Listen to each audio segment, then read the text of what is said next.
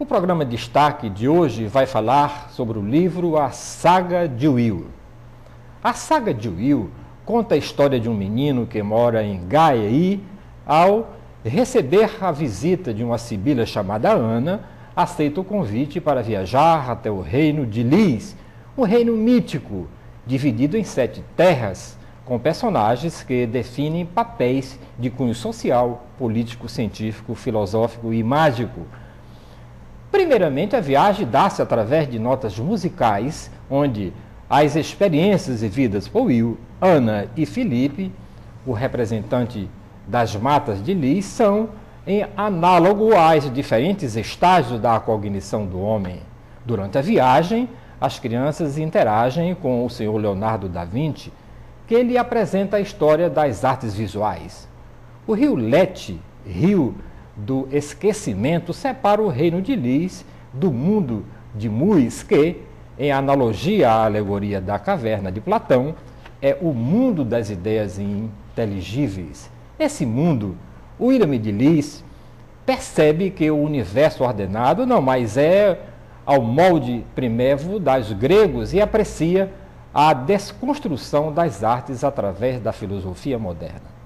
Para mim, o livro apresenta conteúdo e domínio de forma onde a autora esculpe a história sem utilizar a jornada do herói. Os personagens brincam com a forma da história, onde o espírito intelectual emociona e evolui. A autora, que está aqui comigo no nosso estúdio da FGF-TV com muito prazer, a Sheila Pereira Mota Furtado, é graduada em Pedagogia e pós-graduada em Psicopedagogia, estudou na Escola Psicoterapia Psicanalítica de Fortaleza, aperfeiçoando-se em Terapia Psicanalítica e Introdução à Filosofia. Sheila, muitíssimo obrigado pela sua participação aqui no programa Destaque, pela FGF-TV. E a primeira pergunta que eu lhe faço, como foi construir esse belo livro aqui, A Saga de Will? Sem a jornada do herói, lendo o livro, eu não consegui encontrar tristeza no personagem principal desse livro, nem nenhuma emoção, nenhum medo e de perder tudo, de perder a sua vida. Ao contrário, eu encontrei um personagem que apenas evolui desde o começo da sua jornada. É verdade. O Will, que é o protagonista da minha história, não há um sofrimento assim físico nessa criança. É um menino a priori destemido que, após receber o convite da sibila Ana, dos Cristais de Lis, aceita assim a fazer a viagem com ela de uma forma totalmente destemida. E quanto à sua pergunta, por que não há esse sofrimento, né? Eu penso que o homem, na sua sede pelo saber, de apreender o conhecimento, não deixa de sofrer. Então, é um sofrimento que existe, mas de uma forma sutil, digamos assim. Não é aquele sofrimento do corpo físico, onde ele tem que expressar aquele sofrimento com lágrimas, com desespero, que mais adiante eu digo que o sofrimento, o desespero é o declínio da alma. Então é um menino assim, digamos que mais evoluído, né? Porque na verdade o Will trata-se de um semideus. Ele é filho de uma ninfa com um ser humano. Daí então ele ter recebido essa dádiva de ser uma criança evoluída em todos os sentidos. Como foi para você construir, formatar esse livro do ponto de vista literário, caminhando por esse mundo, né, de ilusão, que não é ilusão, na realidade, né, você faz uma trajetória às personagens, Sócrates, Platão, Leonardo da Vinci, eu encontrei até Camus, mais tarde você fala em Camus, por que foi que você viajou através do conhecimento desses personagens históricos? Na verdade, se você partir do pressuposto de que vivemos uma ilusão porque somos enganados, podemos ser enganados pelos próprios sentidos, então tudo o que nos cerca é ilusão.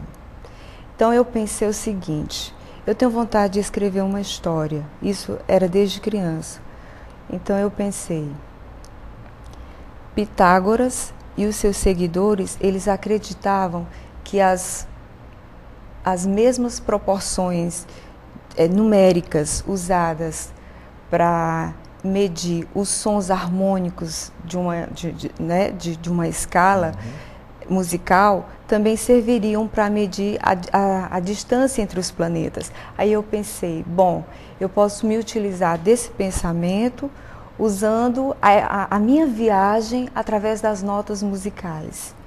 E cada nota está de uma forma assim muito intrínseca toda a evolução cognitiva.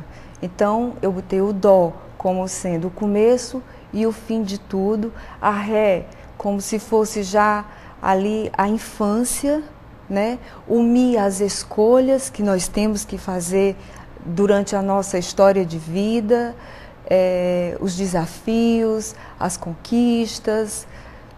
A nota lá seria a paixão. Como falar de paixão se o protagonista é uma criança, né? Então, quando ele se une a mais duas crianças, aí eu disse, bom, como é que eu vou falar da paixão? Então, os meninos adormeceram e daí a história vai se dando, e quando eles têm a oportunidade de sair da nota lá, que é a paixão, eles vão para a nota si, que é o cosmo, mas aí no meu livro eu fiz assim, eu coloquei o cosmos, porque eu voltei um pouco na minha própria história de vida, quando eu, lá na minha cidade, em Crateús, assistia ao programa Fantástico e tinha um quadro no Fantástico daquele astrônomo, o Carl Sagan. Exato, muito obrigada.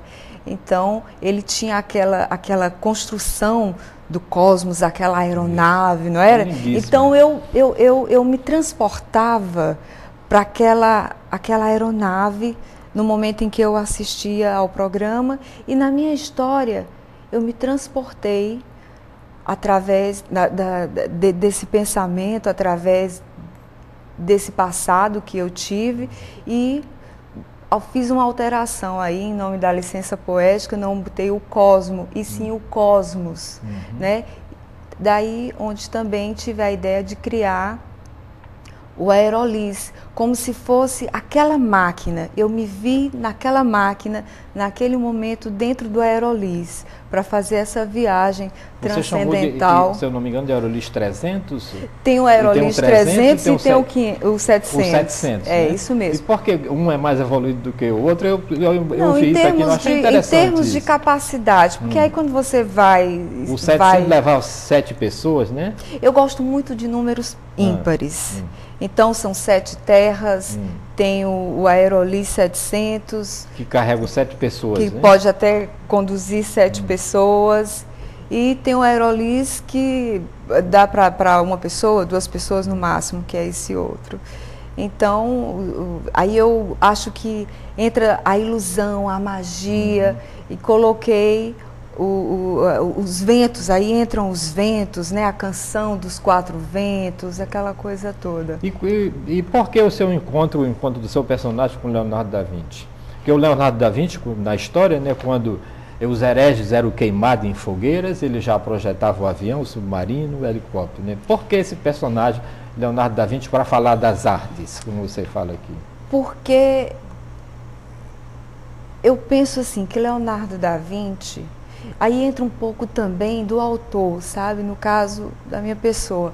Quando eu passei a me interessar pela arte, pelas artes visuais, eu ouvia muito falar em Leonardo da Vinci.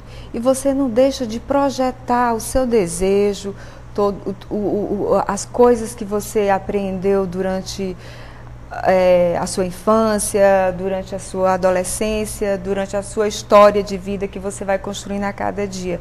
Então, Leonardo da Vinci foi assim o primeiro artista que eu mais ouvi falar e que eu acho assim que é um gênio, um dos maiores.